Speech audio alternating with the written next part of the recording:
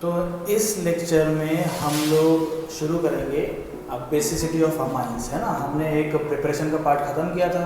Physical property थोड़ा आप लोग घर पे देख ले, वो आप लोग का पार्ट है। जनरली वो मैं बता सकता था, बट आप लोग खुद देखें तो ज़्यादा बेटर होगा।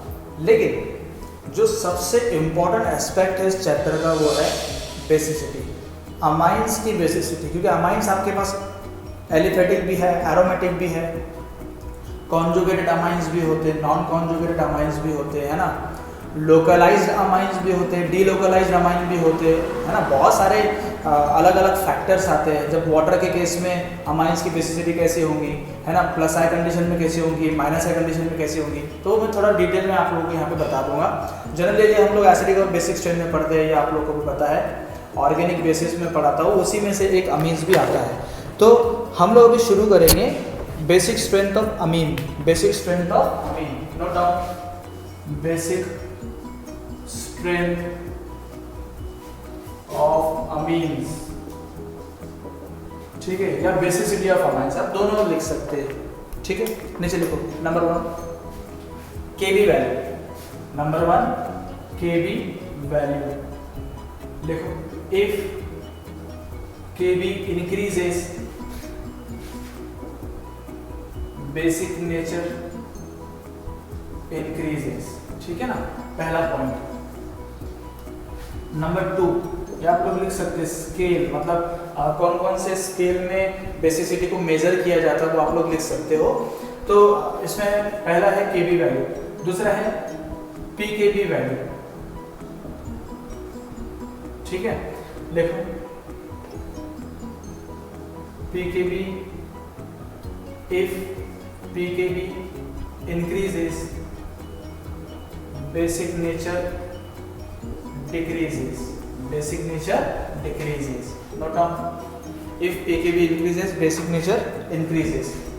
अच्छा, वो आपको याद है कि कार्बोक्सिलिक एसिड में मैंने आपको एक स्लोगन बताया था एसिड्स के बारे में कि aromatic acids, I am sorry stronger acid form stable anion, है ना। तो यहाँ पे उसी को कोरिलेट थोड़ा करते हैं। यहाँ पे आप लोगों को ध्यान देना है स्लोगन में, स्लोगन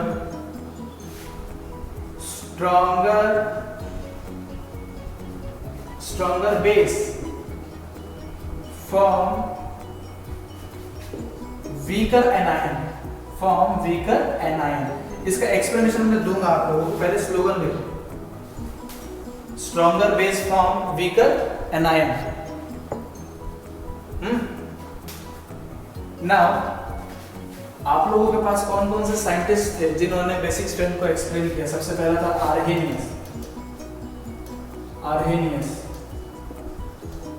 देखो according to Arrhenius theory OH minus donor is bases, ठीक है, OH minus donor is bases. दूसरा है लोरी ब्रॉन्स्टेड थ्योरी, ठीक है, लोरी ब्रॉन्स्टेड थ्योरी।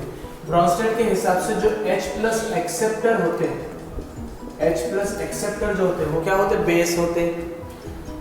तीसरा है लुइस, तीसरा बनाया लुइस, है ना। According to Lewis electrons pair donor are bases, and यही मॉडर्न डेफिनेशन है। Modern definition of bases is what, कि कोई भी स्पीसीज अगर अपने इलेक्ट्रॉन पेयर डोनेट करती है तो वो हम क्या कंसीडर करेंगे, उसको बेस कंसीडर करेंगे। H plus acceptor, OH minus donor, ये थोड़ा मतलब पुराना डेफिनेशन हो गया, लेकिन मॉडर्न डेफिनेशन क्या है, इलेक्ट्रॉन पेयर डोनर जो होते वो क्या होते भाई, आपके बेसिस होते। अब जरा ये स्लोगन पे हम लोग आते हैं।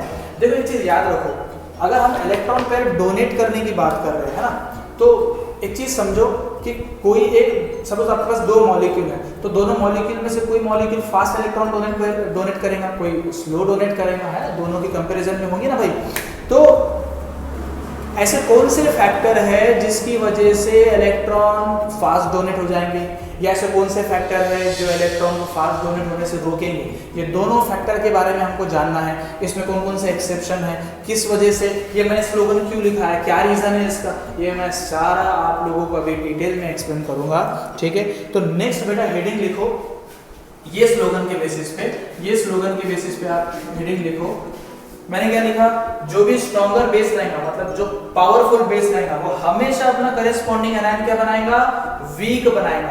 तो क्या मैं इस बेसिस पे बोल सकता हूं कि अगर मैंने एनायन को पहचान लिया, क्या वो स्ट्रॉन्ग है या क्या वो वीक है, तो हम ऑब्वियसली बेस को पहचान सकते हैं। समझ में आ गई मेरी बात? पक्का? क्लियर हो रही है? तो नेक्स्ट हेडिंग डालो, स्टेबिलिटी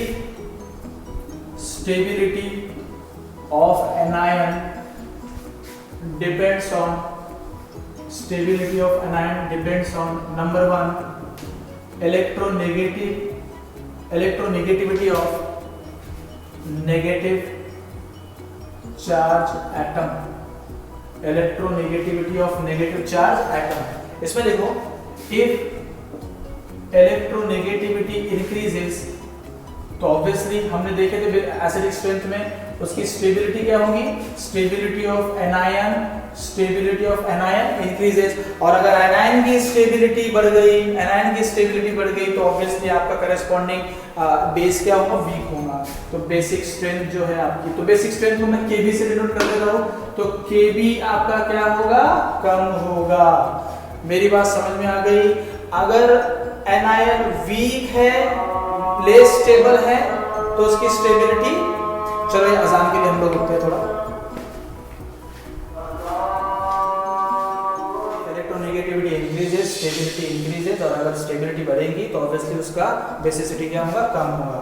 अब देखो एग्जांपल के तौर पे, in periodic table from left to right, है ना, लेफ्ट टू राइट इलेक्ट्रोनेगेटिविटी क्या होगी, इंक्रीज होगी। तो आपके पास सपोज CH4 NH3 H2O और HF है ना।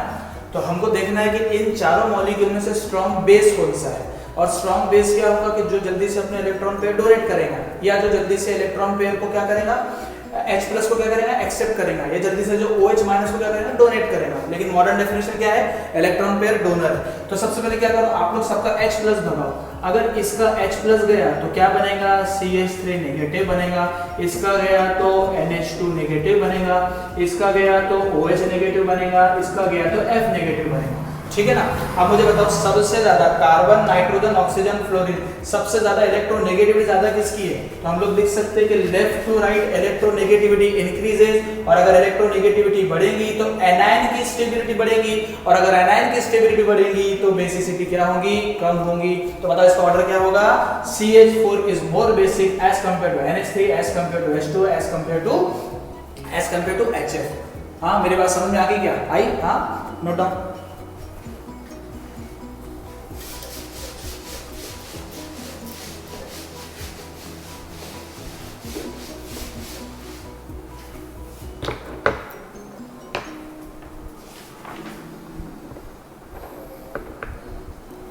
चलो दूसरा हम लोग देखेंगे,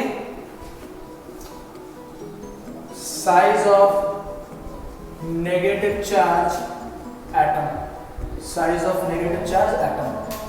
एग्जांपल के तौर पे, एग्जांपल के तौर पे नहीं, ये मैं आपको डायरेक्ट पॉइंट लिखा रहा हूँ, ये आप लोग देखो, इसको बॉक्स में देखो समझने के हिसाब से। ठीक है, if size increases, stability of anion increases, and obviously अगर स्टेबिलिटी बढ़ गई तो इनवर्सली प्रोपोर्शनल है बेसिसिटी के, तो Kb क्या होगा, कम होगा। ठीक है, नोट डाउन। एग्जांपल के तौर पे, in periodic table from top to bottom. हाँ, are you getting my point? एकदम ध्यान से देखना है भाई, बहुत ही सिंपल टॉपिक है, कंसेप्चुअल टॉपिक है, ध्यान रहेगा, पूरा टॉपिक समझ में आएगा। बिकॉज अमाइंस पे बहुत सारे क्वेश्चन आते हैं, जब मैं आपको बोर्ड लेवल के क्वेश्चन इस पे दूंगा, इवन नीट लेवल के भी, तो आप लोग आसानी से सॉल्व कर सकेंगे। ठीक है, ध्यान देना। तो क्या हो जाएगा बेटा, in periodic table from top to bottom, है ना।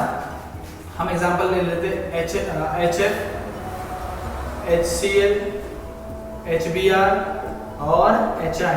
ठीक है, सबका H प्लस भगाओ, तो क्या बनेगा, F माइनस, इसका Cl माइनस, इसका Br माइनस और इसका I माइनस। ठीक है, तो टॉप से बॉटम पे जाओ, तो भैया इलेक्ट्रोनेगेटिविटी तो कम हो रही, लेकिन साइज क्या हो रहा, बढ़ रहा। और यहाँ पे अगर इलेक्ट्रोनेगेटिविटी और साइज रूल देखा जाए तो दोनों रूल एक दूसरे को कॉन्ट्राडिक्ट कर रहे हैं। तो आपको याद होगा, अगर नहीं याद होगा तो नोट डाउन करो। If there is a contradiction between the size and EN rule, size is preferred. Size is preferred. समझे क्या?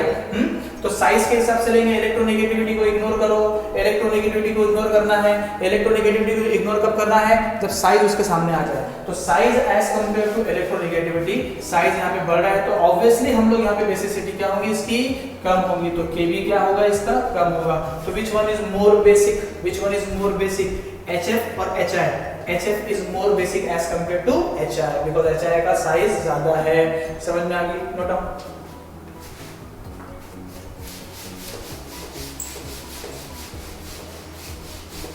अच्छा, ये इम्पल्स एजुकेशन वाले स्टूडेंट के लिए रिवीजन क्यों हो रहा है अगर आपको याद होगा तो, लेकिन आपके अमाइंस चैप्टर में ये रिपीट है सारी की सारी चीजें। इसीलिए मैं आपको डे 1 से बोलता था कि मेरा जो पढ़ाया हुआ बेसिक जो मैं आपको पढ़ा रहा हूँ पूरा अच्छे से करो, वो पूरा आपको आगे जाके रिपीट होने वाला है।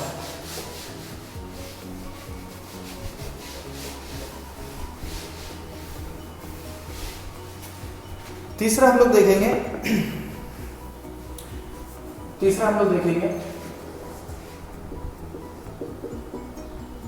Presence of electron withdrawing group और इलेक्ट्रॉन रिलीजिंग ग्रुप। ठीक है, ये शुरू करने से पहले मैं आपको एक बेसिक चीज बताता हूँ। ठीक है, इसको भी थोड़ा हम लोग होल्ड पे रखते हैं। फॉर एग्जांपल आपके सामने ऐसे मॉलिक्यूल आ जाए CH2 double bond CH2 negative and CH3 CH2 negative. ठीक है ना, तो अब मुझे बताओ विच वन इज मोर स्टेबल। दोनों एनायन है, दोनों एनायन की हम लोग स्टेबिलिटी चेक करेंगे। मैंने आपको स्लोगन बताया था कि जो भी स्टेबल एनायन रहेगा, stable anion form weaker base, है ना, वीकर बेस। या दोनों को आगे पीछे करो, एक ही बात है। तो एनायन की स्टेबिलिटी अगर ज्यादा होगी तो बेसिसिटी कम। तो बताओ विच one is more stable. Obviously one is more stable because one में क्या है, रेजोनेंस है। इट इज ए रेजो स्टेबल है और इसमें कोई रेजो स्टेबल नहीं है, इसीलिए इसकी स्टेबिलिटी ज्यादा है, तो ऑब्वियसली बेसिसिटी कम होगी। समझ में आ गई मेरी बात? पक्का? फॉर एग्जांपल अगर आपके सामने मैंने इसको भी ले लिया, है ना, CH2 negative, then CH double bond CH2 negative, then CH3 CH2 negative. ठीक है ना, ये फर्स्ट, ये सेकंड, ये थर्ड। हाँ, दोनों रेजो स्टेबल है, ये भी रेजो स्टेबल, ये भी रेजो स्टेबल और ये तो रेजो स्टेबल नहीं है, लेकिन दोनों रेजो स्टेबल है, लेकिन इसमें रेजो स्टेबिलिटी ज्यादा है। इसके 5 रेजोनेटिंग स्ट्रक्चर बनेंगे, अगर आपको याद होगा तो। ठीक है ना, वो ऐसे 5 रेजोनेटिंग स्ट्रक्चर बनेंगे। तो जिसकी स्टेबिलिटी ज्यादा होगी उसकी बेसिसिटी कम होगी। तो इसकी बेसिसिटी कम as compare to this, as compare to this molecule. Note down. ठीक है,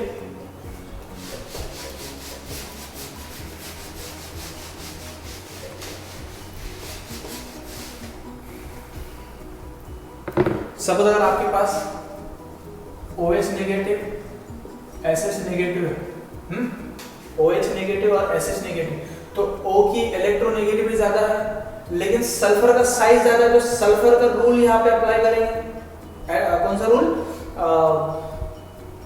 साइज वाला रूल। तो साइज जिसका ज्यादा उसकी बेसिसिटी कम, तो यहाँ पे कौन सा रूल लग गया?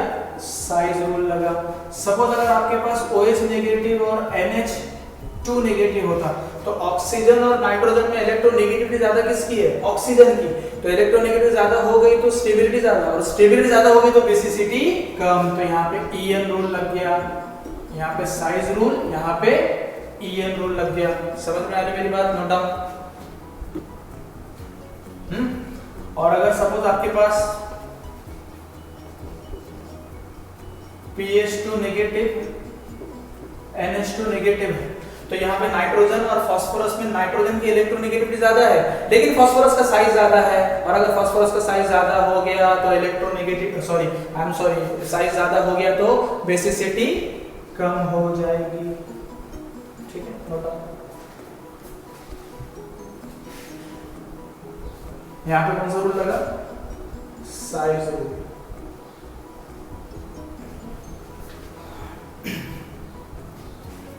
ठीक है, अब इस पे आते हैं हम लोग, presence of electron withdrawing and electron releasing group. बहुत simple, CH3 CH3 CH3 negative, CH3 CH2 negative, है ना।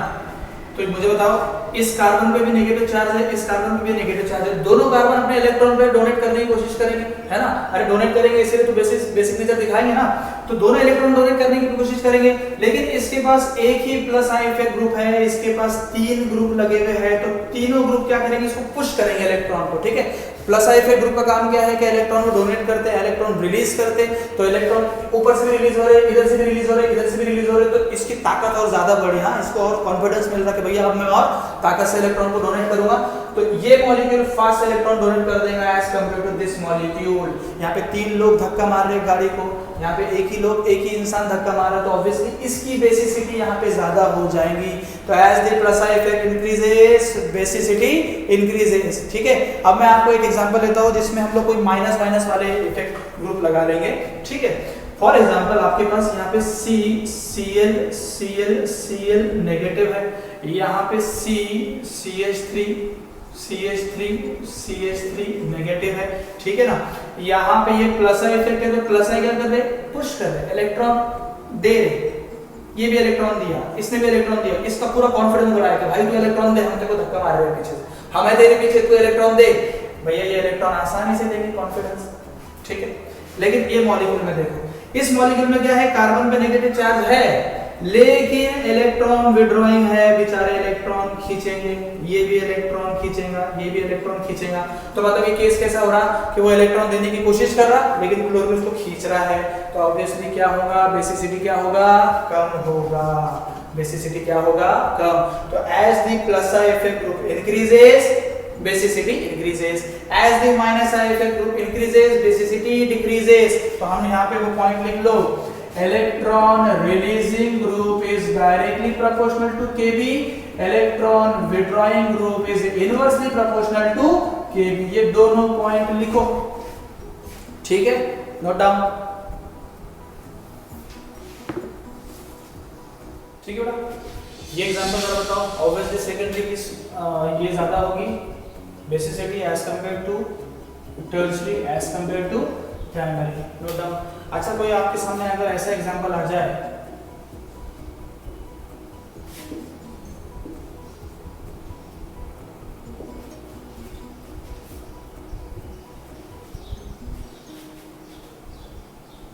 ठीक है, फर्स्ट सेकंड, देखो जो इसके लोन पेयर है, ये जो लोन पेयर है, ये लोन पेयर क्या है, डीलोकलाइजेशन में बिजी है।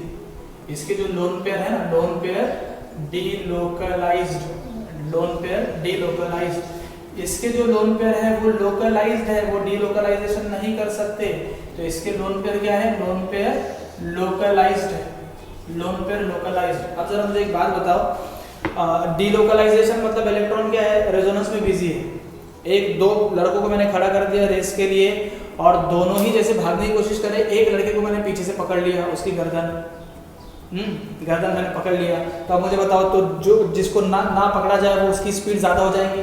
तो भैया ये भी इलेक्ट्रॉन देने के लिए उतावला था, ये भी इलेक्ट्रॉन देने के लिए उतावला था, लेकिन बेचारा ये किधर बिजी हो गया, रेजोनेंस में बिजी हो गया, रेजोनेंस की स्टेबिलिटी हो गई, और अगर रेजो स्टेबल है तो ऑब्वियसली बेसिसिटी क्या होती, कम होती।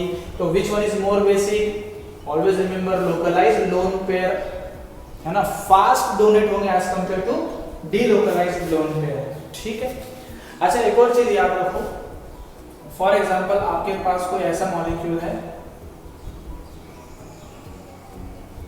ये टर्शियरी है, ये भी टर्शियरी है, ठीक है।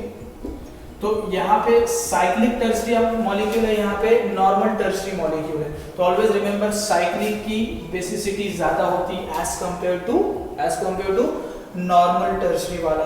वाई बिकॉज इसमें SH2H2 क्या हो जाता है, बढ़ जाता है, और जहाँ पे SH2H2 बढ़ जाता है वो इफेक्ट को क्या करता है, कमजोर हो जाता है। मतलब ये इस तरीके के मॉलिक्यूल अलग अलग तरीके से SH2H2 मतलब मॉलिक्यूल H2 आने में क्या होगी, उसको प्रॉब्लम होगी, तो इसकी वजह से इसकी बेसिसिटी क्या होगी, कम होगी। तो ये Kb ऑर्डर इसका भी हो जाएगा। तो ये भी एक एग्जांपल लिख लो। नेक्स्ट हेडिंग डालो एरोमेटिक अमीन्स। नेक्स्ट हेडिंग डालो एरोमेटिक अमीन्स। नेक्स्ट देखो aromatic amines. Note, aromatic amines are weak base as compared to aliphatic amines। ठीक है, अब इसका रीजन आप लोग को ऑलरेडी समझ में आ गया। आ गया ना समझ में, क्यों? क्योंकि एरोमेटिक अमीन्स में क्या है, रेजोनेंस है। तो जरा देखो, अगर ये एरोमेटिक अमीन्स में NH2 अगर लेता हो और यहाँ पे RNH2 ये आपका एलिफेटिक हो गया, तो ऑब्वियसली इस पे भी लोन पेयर है, इस पे भी लोन पेयर है, दोनों भी इलेक्ट्रॉन देने के लिए बैठे हुए हैं, लेकिन इसके इलेक्ट्रॉन पेयर किधर बिजी है, रेजोनेंस में बिजी है। इसीलिए एलिफेटिक अमीन्स की बेसिसिटी ज्यादा हो जाती है as compare to aromatic amines. Note down.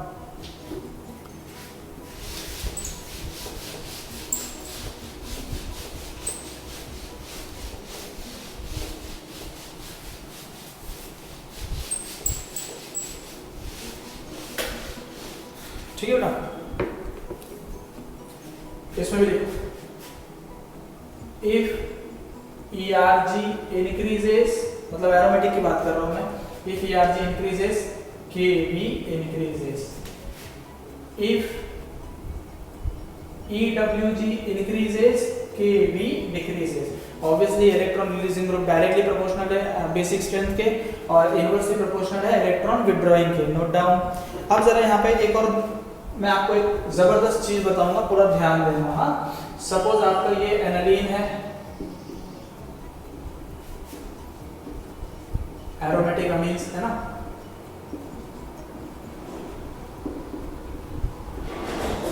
ये है इलेक्ट्रॉन रिलीजिंग ग्रुप, ये है इलेक्ट्रॉन विथड्रॉइंग ग्रुप, ये नॉर्मल एनालीन है।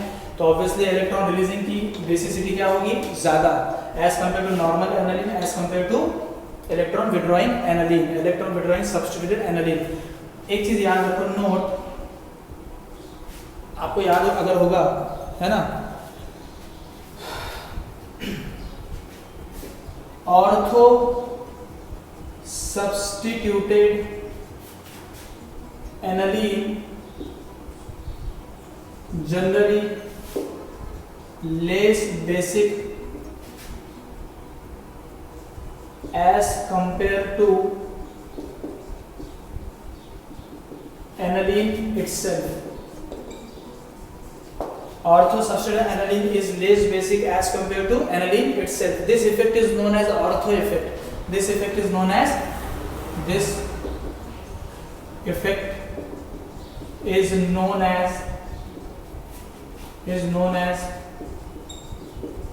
Ortho effect. This effect is known as ortho effect. देखो जरा ऑर्थो इफेक्ट को मैं आपको एक्सप्लेन करूंगा कि ऑर्थो इफेक्ट क्या है। ठीक है, अच्छा मुझे एक बात बताओ, आपको वो चीज याद है ना, SH2H2, हाँ, जिस भी मॉलिक्यूल में SH2H2 बढ़ेगा उसका इफेक्ट कम। ठीक है, देखो ये आपके पास नॉर्मल एनालीन है, ये आपके पास नॉर्मल एनालीन है ना, NH2 हो गया। ठीक है, हम इसमें क्या करेंगे, वही same to same condition, H+ add करेंगे। H+ lone pair of electron है, लोन पेयर ऑफ इलेक्ट्रॉन है, अटैक करेंगे।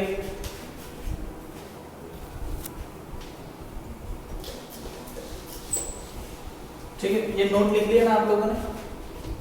Ortho substituted aniline generally less basic as compare to aniline itself, this effect is known as ortho effect. आप ये video pause करके देख लेना, मुझे एक्सप्लेन करना है ये चीज को। देखो तो क्या होगा, NH नाइट्रोजन पे पॉजिटिव चार्ज, तो यहाँ पे भी OH2 मॉलिक्यूल आ जाएगा, है ना, OH2 OH2। तो SH2H2 यहाँ पे नहीं है, आसानी से H2 मॉलिक्यूल बॉन्ड बना रहा है। लेकिन अगर हमने सेम टू सेम मॉलिक्यूल लिया और यहाँ पे एक ग्रुप लगा लिया, क्या लगा है, एक ग्रुप लगा लिया। अब ये ग्रुप के कारण क्या होगा, ये ग्रुप का साइज बल्कि है, बड़ा है ना। सेम टू सेम चीज करो, H+ पे अटैक करो, H+ पे अटैक होगा,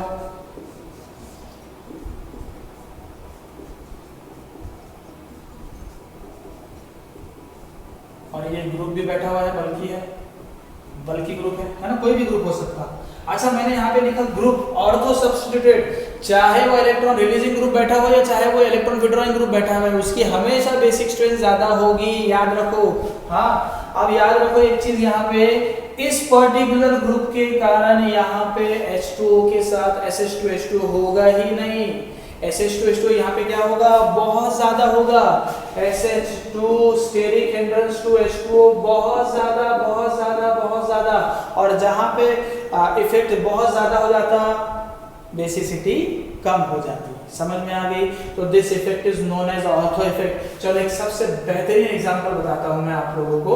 ये आपके पास एनालिन है, मैंने दूसरा भी आपके सामने एनालिन ले लिया, लेकिन यहाँ पे ऑर्थो पे मैंने CH3 चिपका दिया।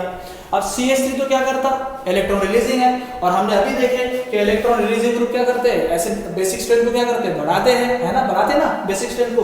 लेकिन इस केस में क्या होगा, बेसिक स्ट्रेंथ कम हो जाएगा, बिकॉज उस केस में SH2H2O क्या हो गया, बढ़ गया, तो बेसिसिटी कम हो गया। समझ में आ गई मेरी बात?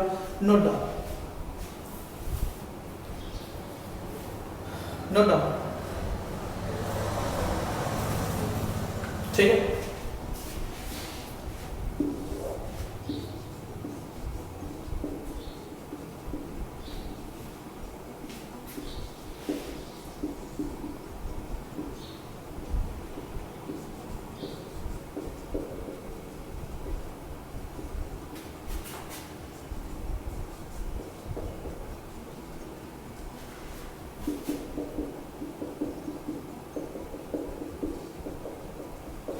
ठीक है, चलो इस मॉलिक्यूल को हम लोग सॉल्व करते हैं। तो केबी ऑर्डर क्या होगा, सबसे पहली बात यहाँ पे ये तो ऑर्थो है, तो ये तो सबसे बेचारा लास्ट, एनालिन से भी लास्ट में चल जाएंगे, तो ये फर्स्ट वाले को तो हम लोग पहले ही लास्ट में लिख लेते हैं। ठीक है, अब ये सेकंड थर्ड फोर्थ में हम लोग ऑब्वियसली पता लगाएंगे। Obviously plus I effect group है, तो इनका कहीं ना कहीं बेसिक स्ट्रेंथ बढ़ेगा। इफेक्ट लगा देते, इफेक्ट सिखाया था मैंने आपको, इसका क्या होगा, प्लस आई ओनली बाय, इसमें प्लस हाइपर कॉन्जुगेशन भी होता, लेकिन मैंने अल्डिहाइड कीटोन्स आप नोट्स पढ़ लेना, वहां पे मैंने सिखाया था कि मेटा पोजीशन से hyper conjugation and mesomeric effect काम नहीं करता, तो यहाँ पे ओनली आई इफेक्ट काम करेगा। यहाँ पे प्लस आई और प्लस एससी दोनों इफेक्ट काम करेंगे, ठीक है ना, प्लस आई प्लस एससी दोनों इफेक्ट काम करेंगे। अब मुझे एक बात बताओ, यहाँ पे भी प्लस इफेक्ट है, यहाँ पे भी प्लस इफेक्ट है, कौन से मॉलिक्यूल में ज्यादा प्लस है? जिसका ज्यादा प्लस होगा उसका बेसिक स्ट्रेंथ बढ़ेगा, तो ऑब्वियसली थर्ड का ज्यादा है। फिर कम किस में है, सेकंड में है। देखो फर्स्ट में भी प्लस है, लेकिन ऑर्थो के कारण बेचारा लास्ट चला गया, ठीक है ना। फिर उसके बाद एनालिन नंबर 4, उसके बाद नंबर 1। समझ में आ गई मेरी बात? पक्का? नोट डाउन, नोट करो।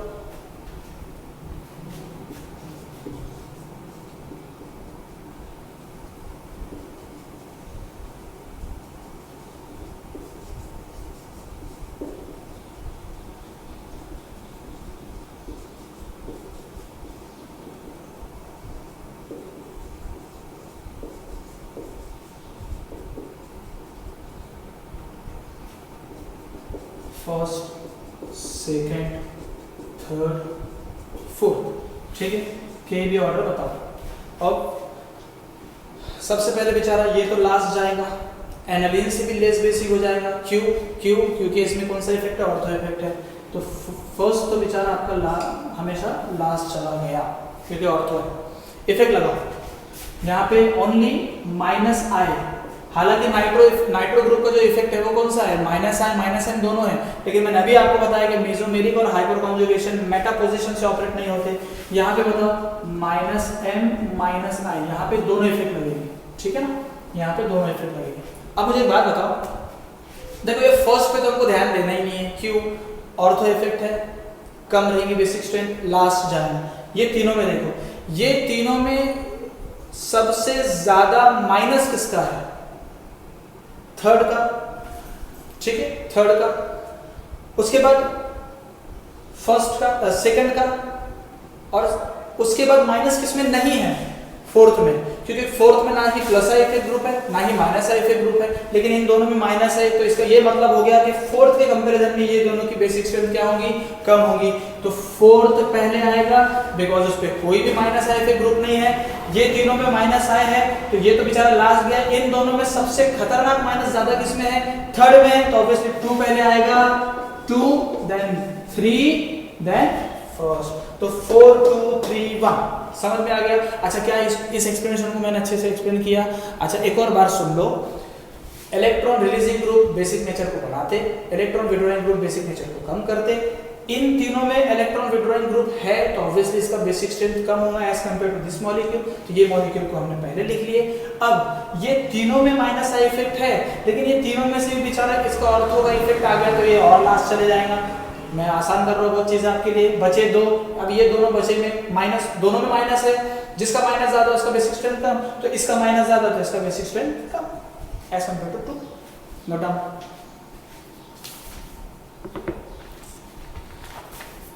ठीक है,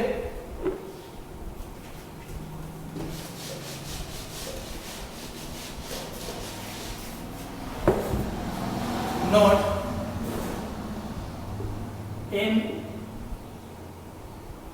aromatic amines tertiary is greater than secondary is greater than primary। ठीक है, एग्जांपल लिखो।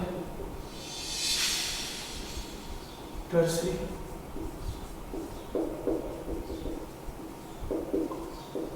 secondary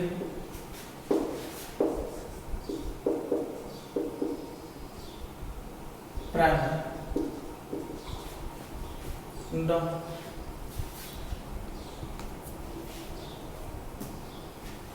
ठीक है।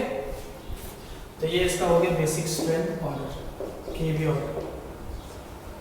So this is all about the basic strength of aromatic and aliphatic amines, है ना। इसमें और भी बहुत सारे बेसिक टर्मिनोलॉजी है बेसिक स्ट्रेंथ के मॉलिक्यूल्स है, जो मैं अभी फिलहाल नहीं बता पा रहा हूँ। कंपटीशन लेवल पर हम लोग बनाते हैं। पेरिडीन हो गया, पायरॉल हो गया, है ना, अमाइड्स हो गया और एमिडीन्स हो गया। देन वो सॉल्ट के कुछ एग्जांपल हो गए कि स्ट्रॉन्ग बेस और स्ट्रॉन्ग वीक बेस से किस तरीके से फिजिबिलिटी रिएक्शन को पहचाने। बहुत डिटेल में है, बहुत सारे एग्जांपल मैं इसमें बताता हूँ क्लासरूम प्रोग्राम में। बोर्ड लेवल के लिए इतने एग्जांपल बहुत सही है, बोर्ड लेवल के लिए ये एग्जांपल बहुत सही है।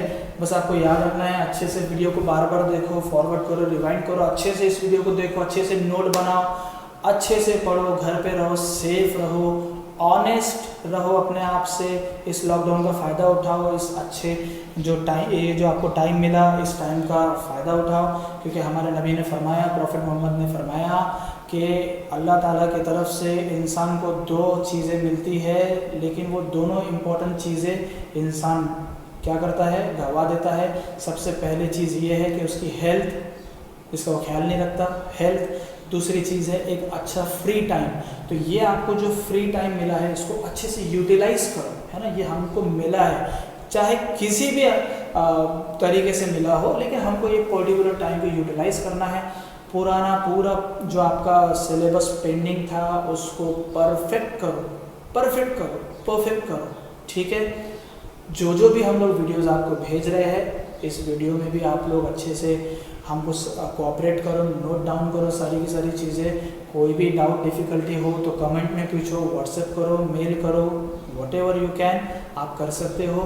और इस वीडियो को लाइक करें, शेयर करना आपका काम है। हाँ, शेयर करने के पैसे तो नहीं लगते ना, शेयर करने के पैसे तो नहीं लगते हैं। तो शेयर करो, लाइक करो, चैनल को सब्सक्राइब करो, और हो सके तो ये सारा टॉपिक एक साथ वापस से एक से 2 बार इस वीडियो को देखें, जिसकी वजह से आपका इंशाअल्लाह बेसिक स्ट्रेंथ में कोई भी प्रॉब्लम नहीं आएगा। Thank you so much. जय हिंद।